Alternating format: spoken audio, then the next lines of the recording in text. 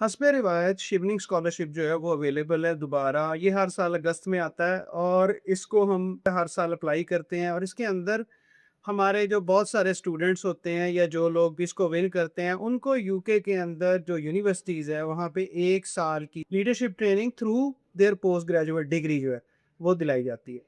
इसकी रिक्वायरमेंट ये होती है कि आपने अपनी जो फील्ड है जिसमें ग्रेजुएट किया हुआ है उसके बाद आप 2 साल से कोई काम कर रहे हैं उसी से रिलेटेड। तो यहाँ पे तो वैसे उन्होंने आवर्स में बताया हुआ है कि 2800 आवर्स का आपका एक्सपीरियंस होना चाहिए, लेकिन 2 साल जो है जनरली वहाँ पे क्योंकि सैटरडे संडे दोनों दिन ऑफ होते हैं और यहाँ पे हमारा जो वीकेंड है बाद का जस्ट सिर्फ संडे होता है। तो वो जो 2 साल की रिक्वायरमेंट है वो हमारे तमाम स्टूडेंट्स जो है वो पूरी करते हैं। इसकी जो रिक्वायरमेंट्स हैं उसके अंदर एक जो रिक्वायरमेंट है वो ये है कि आपने यूके की 3 यूनिवर्सिटीज़ के अंदर अप्लाई किया हुआ हो और उसमें से कम अज़ कम एक ने आपको अनकंडीशनल ऑफ़र लेटर दिया हो। अनकंडीशनल ऑफ़र लेटर का मतलब ये होता है कि तमाम रिक्वायरमेंट्स आपकी पूरी हैं, जिस वक़्त भी आप चाहें आप यूनिवर्सिटी को जाके उसी रेलेवेंट कोर्स में जॉइन कर सकते हैं। अच्छा, ये अभी ऑन हुआ है 4th ऑफ अगस्त को और अभी ये इसके अंदर 2 महीने का टाइम बाकी है। तो आप ये मत सोचिएगा कि ये जो है ना मैं इसको ठहर के अप्लाई कर लूँगा।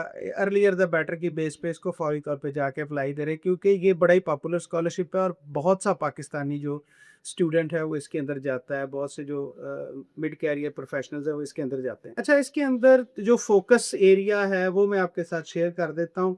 बेसिकली ये डेवलपमेंट का स्कॉलरशिप होता है। डेवलपमेंट के जो स्कॉलरशिप होते हैं उनकी एक रिक्वायरमेंट ये भी होती है कि आपने वहाँ ट्रेनिंग मुकम्मल करके आके अपने होमलैंड जो है वहाँ पे इसके अंदर अपना जो इम्पैक्ट है वो यहाँ पे डिलीवर करना है। जो वैल्यू ऑफ द लर्निंग है वो अपने यहाँ पे शेयर करनी है लोगों के साथ।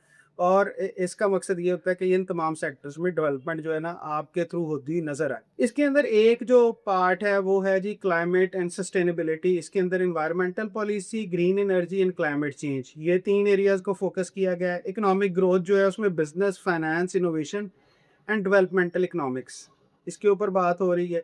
गवर्नेंस और सिक्योरिटी जो है इसके हवाले से जो लोग हैं उनको लिया जाएगा।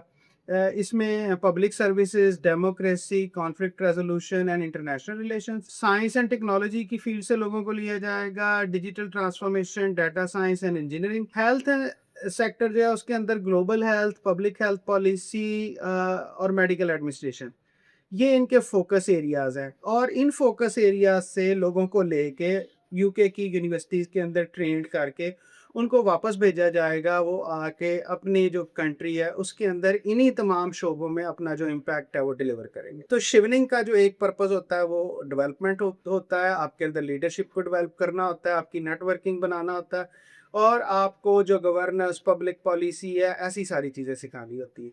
तो इसका जो लिंक है एप्लीकेशन के लिए वो हमने इसमें दे दिया हुआ है।